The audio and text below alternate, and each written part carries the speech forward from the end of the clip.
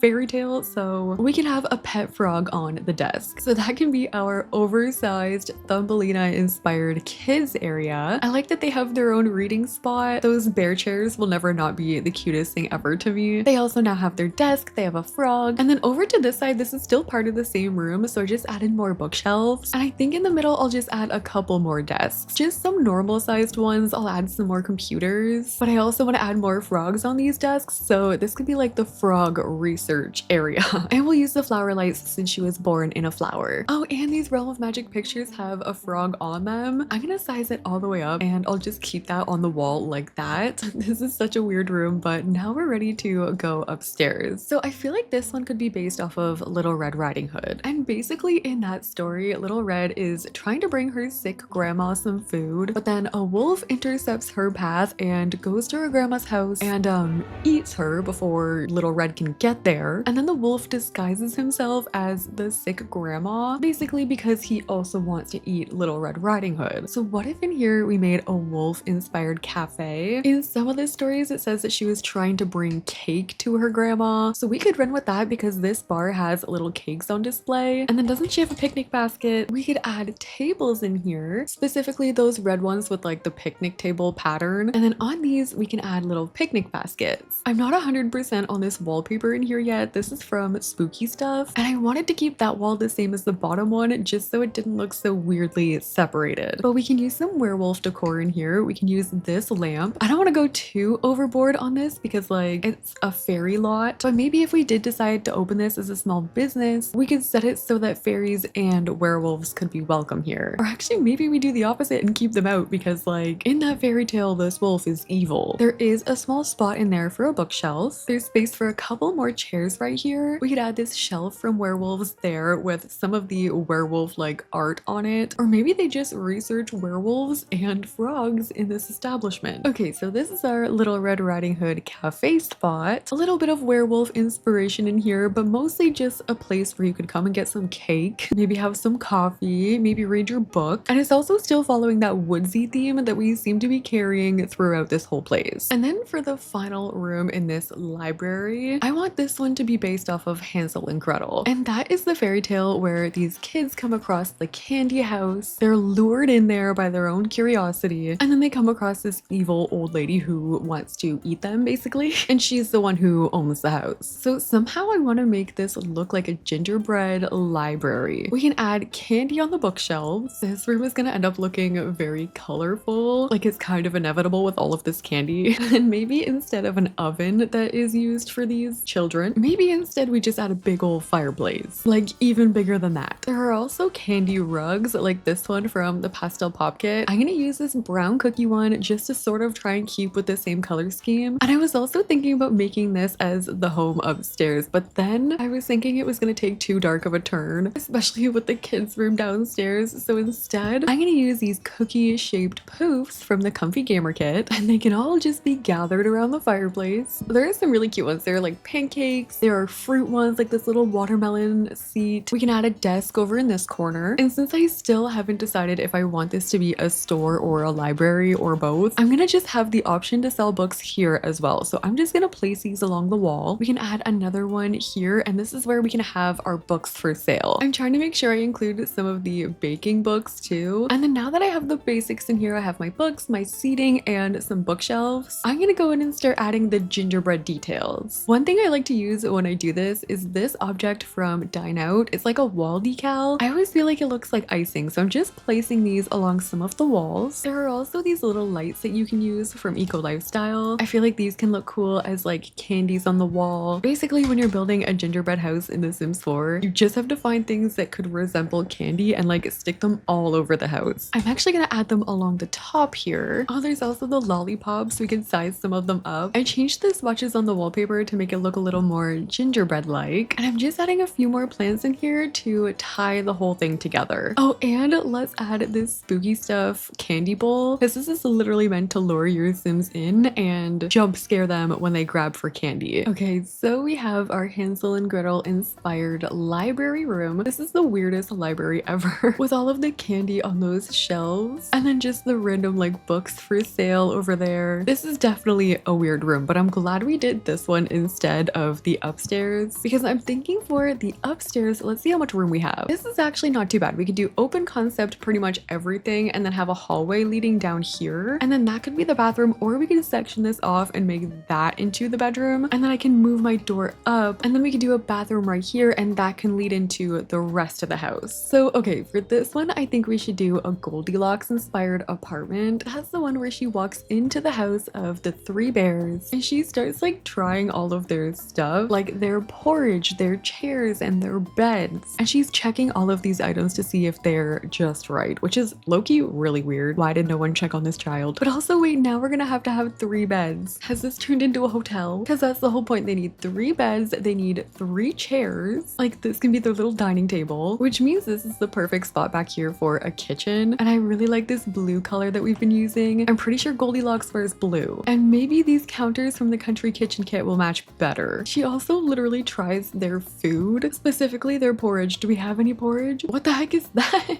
Oh, it's for a baby. Okay. I thought it was like a porridge sampler. So maybe I can try and put out some bowls for them. Like we can have 3 bowls on the table. These are probably gonna get stinky, so since we'll have to put them away, but like we need the bowls for the porridge. I still want to use these bear chairs too. Maybe we can do 3 bear chairs facing the bed, and we can raise up some of these super cute teddies from Nifty Knitting and put them on the bed. So they're just gonna be sitting there like this. Okay, maybe they don't have to be so big. I'll just kind of squeeze them in like this. And actually, what if we ditch some of these chairs and give her a vanity? Since her name is Goldilocks, it's referencing her hair. Let's add a vanity right here. And you know what? Maybe it is just one sim that lives up here and they're just that indecisive. They have 3 beds up here. They sleep in every single one, different ones on different nights. They just never could pick their favorite one. I'm definitely going cottagecore for this apartment. That's why I'm using a lot of the cottage living stuff. Obviously, this sim is a reader if they own a library, so I'm going to give them a bookshelf and maybe 3 sets of keys right at the front door so that they can remember to lock it. Okay, so this is our Goldilocks inspired apartment. One very indecisive sim as a resident. I like all the little bear decor. Like I added a little bear on this bookshelf, keeping with that cottagecore theme. This is what I ended up doing for the bathroom. I did something similar for the downstairs with our stalls. I also added some plants and some wooded furniture in here. And that's it for our fairy tale library. Let me know which room was your favorite in this build. I think I really like the Jack and the Beanstalk room and the Goldilocks one, but this exterior, I'm in love with the outside of this. That's also the final lot of this neighborhood. So next we're gonna move on to this section over here, which is going to be all residential. So if you have any ideas for that, let me know in the comment section below. I am gonna change this one over to a library lot. So that is this section all complete. So if you guys like this video, make sure to like, comment, and subscribe. Thank you guys so much for watching. I'll see you in the next one.